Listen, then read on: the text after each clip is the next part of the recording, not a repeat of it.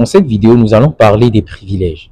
Les privilèges sont des leviers dont disposent certaines personnes pour accomplir des choses bien plus rapidement et avec beaucoup plus de facilité comparé à d'autres personnes.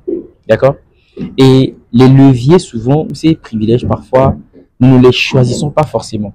Okay? Nous naissons, nous les découvrons ou nous en bénéficions tout simplement.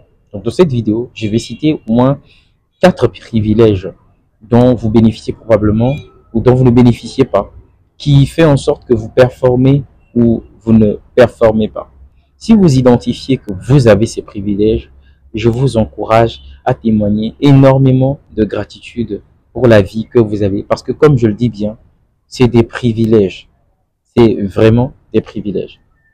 La première chose ou le premier privilège, c'est la connaissance de soi.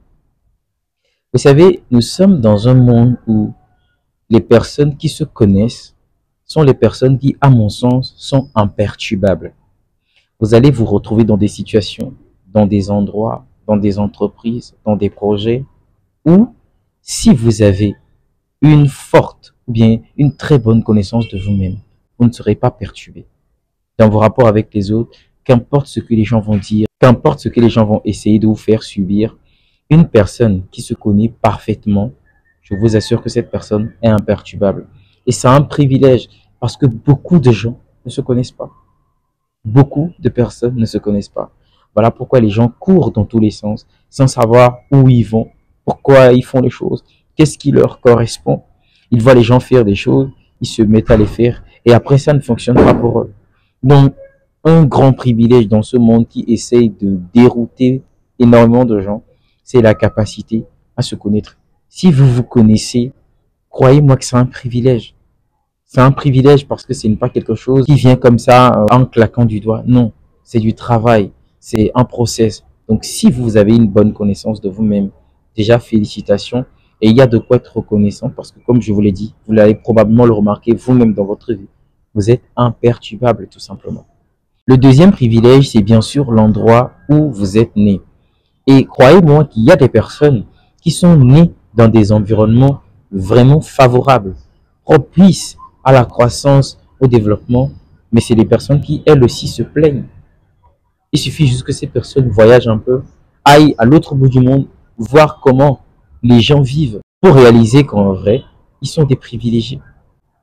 Je faisais des recherches et j'ai remarqué que, j'ai découvert que le passeport français te permet d'aller dans 194 pays, sans visa, sur 227 presque. 194 destinations sans visa. Et vous avez des personnes qui sont nées en France, qui vivent en France, qui ont la capacité de voyager partout dans le monde, sans contrainte, mais qui se plaignent également. Voyez-vous? Alors que nous avons dans des pays en Afrique des jeunes qui veulent faire ce pas, sortir, aller découvrir, mais qui n'ont pas la possibilité. Des gens qui mettent des sommes astronomiques, ne serait-ce que pour avoir un visa. Alors que certaines personnes n'en ont pas besoin. Il leur suffit juste de faire leur valise et de partir à l'autre bout du monde. Et ça, c'est un privilège. Ça, c'est un avantage. Parce que ce n'est pas à la portée de tout le monde. Si vous l'avez, soyez reconnaissants. Dites merci. Parce que vous avez quelque chose que la plupart des gens n'ont pas. Vous avez des choses que vous banalisez, que vous prenez comme normal, comme acquis. Mais il y a des personnes qui cherchent ça avec, je ne sais pas, toute la ferveur du monde. Il y a des personnes qui mettent des moyens pour bénéficier de cela. Et ça, c'est un privilège. C'est un privilège qui vous permet d'avoir des choses, de faire des choses que certaines personnes ne peuvent pas faire. Troisième privilège aussi de la vie, c'est avoir la capacité de disposer de son temps. Ça, c'est un énorme, énorme privilège. Dans la vie de tous les jours, nous courons après des choses. Nous voulons obtenir des choses, nous voulons, voilà, la société est programmée, il faut que tu travailles et tout, voilà. Nous sommes des humains programmés comme des robots, comme j'ai l'habitude de dire, des automates. Et c'était comme si nous avons des cahiers de charges qu'il faut remplir chaque fois qu'on se réveille. Et ça fait que on peut très facilement passer à côté de sa vie. Et moi-même, je le comprends, je le réalise aujourd'hui. C'est facile de passer à côté de sa vie. Oui, Parce que tu es déjà englué dans un quotidien qui ne te permet pas de trouver du temps pour toi. Parce que c'est lorsque tu trouves du temps pour toi que tu commences par te poser des questions existentielles. Vous vous souvenez de la période du Covid, dans la période du confinement, les gens ont retrouvé, je ne sais pas, cette volonté, cette envie de faire des choses. Les gens ont voulu lancer leur chaîne YouTube. Les gens ont dit voilà, qu'ils vont se lancer pour leur propre compte, ils vont plus travailler 7 h, 17 h, que ça les intéresse plus. Vous pensez que ces personnes ont eu ces idées-là comment? C'est parce que justement, ces personnes ont eu du temps. Tout était à l'arrêt. Elles ne pouvaient plus, comment je vais dire, elles ne se levaient plus tous les jours en étant dans le système métro boulot dodo. Donc, elles avaient plus de temps pour elles et elles pouvaient réfléchir sur les choses qui comptaient réellement pour elles. C'est ça le privilège, le luxe d'avoir du temps pour soi. Ça te permet de réfléchir sur les questions les plus profondes de ta vie. Ça te permet d'arrêter de courir et de te demander, mais après quoi je cours finalement? Pourquoi je fais les choses? Pourquoi je cours? Voyez-vous? Et ça, c'est un luxe. C'est un privilège énorme, les amis. D'accord? Donc, avoir du temps pour soi, c'est aussi un privilège. Si vous êtes quelqu'un qui, aujourd'hui, n'est pas obligé d'être dans du classique, ok, boulot, métro, dodo, et que vous avez quelque chose à côté qui vous permet d'avoir du temps, de passer du temps avec vos familles, de voyager, de découvrir, de faire les choses comme vous le sentez, vous êtes un privilégié. Et ça, c'est quelque chose que vous devez savoir. Donc, ça doit être aussi une quête pour vous. Travailler à trouver du temps pour vous. Faire les choses de sorte que vous allez travailler un moment, oui, parce que quand vous commencez, il faut toujours bien faire des sacrifices. Mais quand vous arrivez à un certain âge, vous ne soyez plus obligé de vous casser le dos à 70 ans, 80 ans. Pourquoi au fait? Pour quel but? Moi, je me pose toujours la question. Pourquoi vous faites ces choses? Donc, avoir du temps pour soi, c'est aussi un très, très gros privilège. Et le dernier privilège, je parlerai du travail sur soi. J'ai découvert récemment que, parce qu'avant, j'ai encouragé les gens à travailler sur eux, à donner tout pour pouvoir devenir une meilleure version d'eux-mêmes. Mais je comprends qu'en fait, c'est pas quelque chose qui est à la portée de tout le monde. C'est une vérité. Tout le monde ne peut pas travailler sur lui. Parce qu'en fait, c'est un privilège, en fait. C'est un luxe pour vous dire la vérité. Parce que quelqu'un qui manque le minimum, quelqu'un qui n'a pas coché les bases, comment est-ce que cette personne peut travailler sur elle? Je suis désolé, mais c'est impossible.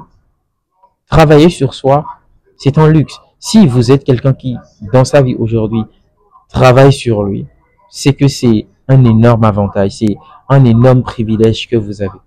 Parce que ce n'est pas quelque chose qui est possible lorsque les besoins primaires ne sont pas assouvis. Pas du tout. Des gens qui doivent encore réfléchir sur comment ils doivent faire pour manger, comment faire pour inscrire les enfants à l'école, comment faire pour se déplacer, comment faire pour se loger.